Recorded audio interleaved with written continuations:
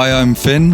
And I'm Sofia. And we play in a band called The Veils. And these are the records in our lives for northerntransmissions.com.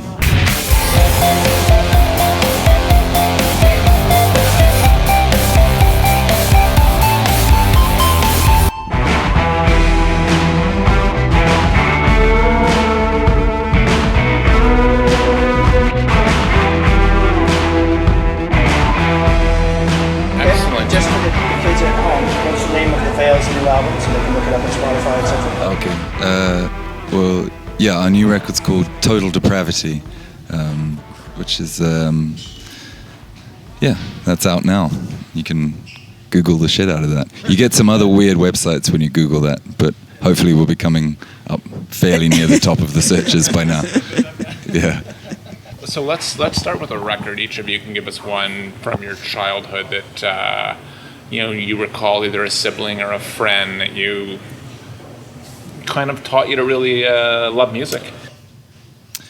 Well, yes, Soph was very instrumental in my sort of musical blossoming. I feel like we kind of did each other's. There's a bit of mutual blossoming. There was one we used to wag school. They call it wagging in New Zealand. I don't know, bunk, skipping. That works. Which was Sparkle Horse's. What was that one called? Good Morning Spider. Spider, that's right. That was a dark record. Yeah,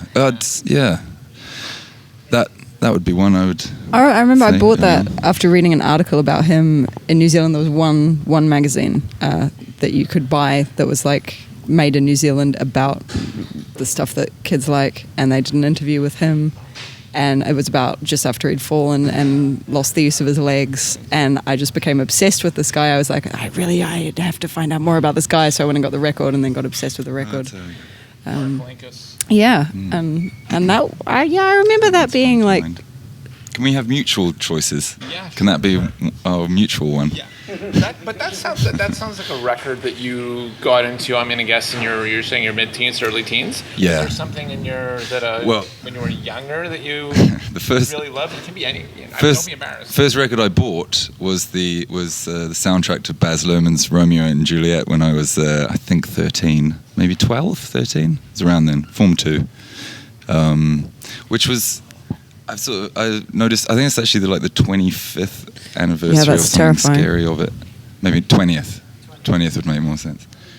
But now it's sort of talked about in these kind of sort of reverential sort of tones now. That which I thought was quite funny.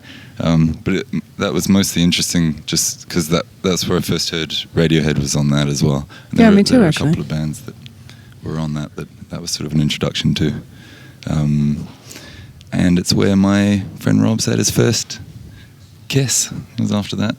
After the film. So that was nice too. Oh. Yeah. Before that, I would say, I don't know how many records you want. Before, I remember, like Rain Dogs was a huge one for me from my dad. And that has a weird sort of thing with me. My dad was in a band and he was on Ireland and Tom Waits was on Ireland. This is the story I only found later. So he was listening to it. And they had a sort of advanced copy of it that they were taking on tour, and I remember hearing a lot of that record when I was really, really little, and then discovering that again when I was 15, 16 or something, but in this really bizarre way of sort of songs like you've heard in the womb or something. And there's that song at the end of it, Anywhere I Lay My Head, at the end of Rain Dogs. It still just feels like I've sort of known it forever. Yeah. And that whole record for me I'd mush that in with all the Yeah, you've got like classy youth music. No, I'm absolutely ignoring like that bleak, awful late 90s year that we had. For a young lad like Tom Waits and Mark Linkous. Sparkle Horse and. We're not going to tell you the shit ones, are we? We're going to give you the cool ones. What about an album that inspired you to start playing music? Is there something you can think of which you kind of wanted to emulate in a band, or something that really drove you to pick up an instrument or play or sing? There was a weird period, wasn't it, in the late 90s? Well, like Nirvana actually was huge. I mean, I was in a garage band that played mostly sort of Nirvana and Radiohead covers with a few like terrible sort of like Offspring and like what a horrible sort of like New Zealand other sort of New Zealand bands at the time that were not very good. But that, yeah, like In Utero was a big one, I guess, stuff like that. Yeah. See, someone likes In Utero. That's my big record from their band. Fuck We yeah. had a debate over and over. Nevermind or In Utero. It's come up a few times, and I'm the In Utero guy. I don't know. I'm glad you're. Thank you. Yeah. See, there's someone. What about you? Oh, record. Well, funnily, I guess it has to be because our second record was the record that I started playing on, and I had never played a musical instrument before. Finn said you should be in the band, so then I just had to learn all the songs that Finn had written for the record. So I guess you would say that the Vales Nux Vomica was the record that inspired me to play music. It's a good choice. Good record.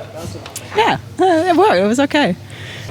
Something you've just discovered. It can be old or new. An album that you've discovered that you really, really are into. I mean, there's actually a whole sort of genre of sort of ambient music I've been listening to a lot. It's sort of generally a reaction just to what we're doing, because we tend to be making this sort of racket all the time, or we're making the album and then you're just listening to your same shit over and over again, and it's quite punishing. So it's like I found that's been really great for the last year or two. It's this thing just to really sort of slow, long, meditative stuff. There's this guy Hueco S. I don't know the name of the record actually. And there's that Eno one, is it the Apollo? Is it just called the Apollo or the Apollo Landing or something? But they're beautiful. I like that as a sort of reaction against, like it really demands something of you, those records, and you can't just sort of skip through or whatever in this sort of horrible modern way. So I've been enjoying a lot of records in that genre. It's quite an unexplored place for me musically, so I've been enjoying that a lot. I saw a girl called Aisha Devi play live, and then I got her record, and it's really amazing and kind of the opposite of ambient, because it's just everything on top of each other and her screaming, and she does like an amazing kind of projection show when she plays. She's great. And also Anthony Tonnen, who's on tour with us at the moment, who is amazing, and everyone should check him out. What's the name of the record? Successor. I was going to ask him. Successor. Yeah. Anthony Tonnen. Yeah, he's on in a few hours, so you can catch him. He's great. Yeah, he's great. Beautiful voice. Well, that's it. Thank you. Thank you. Cheers. Thank you.